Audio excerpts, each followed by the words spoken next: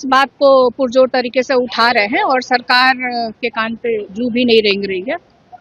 और अभी आप देखिए किस तरह से उसके परिवार के लोग कह रहे थे कि इसकी कार्रवाई होनी चाहिए। जो हॉस्पिटल में उसका इलाज हुआ प्रॉपर तरीके से उसका इलाज नहीं हुआ, और जो एक थाना अध्यक्ष थी उनके खिलाफ भी परिवार का था कि प्रॉपर तरीके से उनका कंप्लेंट नहीं सुना गया या उसकी जांच नहीं की गई। तो कार्रवाई होनी चाहिए, जो लोग दोषी हैं उस पर कार्रवाई नहीं होनी चाहिए। मेरा तो ये कहना है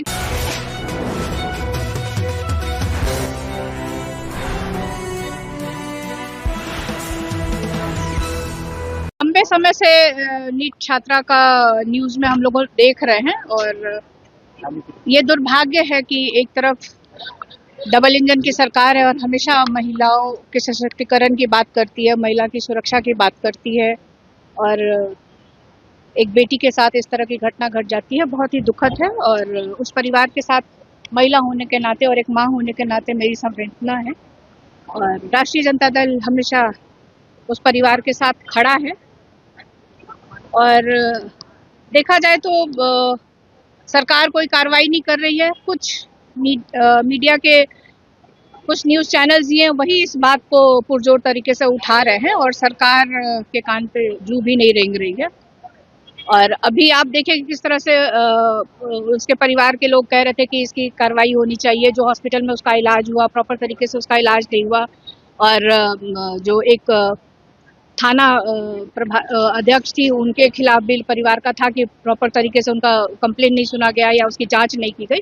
तो कार्रवाई होनी चाहिए, जो लोग दोषी हैं उस पर कार्रवाई नहीं होनी चाहिए। मेरा तो ये कहना है कि शायद सुनने में ये आया, मुझे पूरी जानकारी है नहीं, कि परिवार के लोग सीबीआई इंक्वायरी की मांग कर रहे हैं। तो सरकार को सीबीआई इंक्वायरी सौंप देनी चाहिए ताकि सही तरीके से उसकी जांच हो करके। और ये कोई पहली घटना नहीं है, आप पिछले 10-12 दिनों में देखें तो लड़कियों के साथ महिलाओं के साथ 5-6 घटना इस तरह की देखने को आई है, अलग अलग जिलों से आई है। तो कार्रवाई होनी चाहिए। और अब तो सरकार डबल इंजन की सरकार है, आप यही खौफ दिखा के आए हैं कि राष्ट्रीय जनता दल आ जाएगा तो इस तरह की घटनाएं होगी।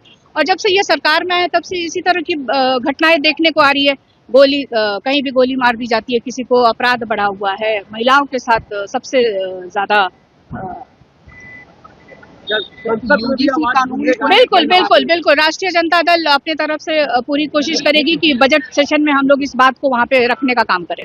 यूजीसी कानून को लेकर विरोध हो रहा है, देखिए कल न्यूज चैनल्स में हम लोग कल से हम देख रहे हैं, और इस पे पूरी जानकारी लेके हम आपके बीच अपनी बात को रखेंगे। माता पिता का डीएनए क्या लगता है अब पीड़िता के माता पिता का डीएनए टेस्ट क्यों किया जा रहा है, ये मुझे समझ से परे है। जो कुछ लोगों का ये आरोप है कि उसके साथ छेड़छाड़ हुई है, उसके पोस्टमार्टम रिपोर्ट भी बदली गई है या छेड़छाड़ हुआ है, तो ये सब सरकार का है और लॉ एंड ऑर्डर का है। तो ये लोग देखें। ये लोग शकील अहमद खान ने आरोप लगाया और दावा किया कि मुझे धमकी दी जा रही है। जब से मैंने राहुल गांधी को डरपोक नेता कहा, मुझे धमकी दी जा रही है कांग्रेस के। मतलब कौन से शकील अहमद? जो केंद्रीय मंत्री।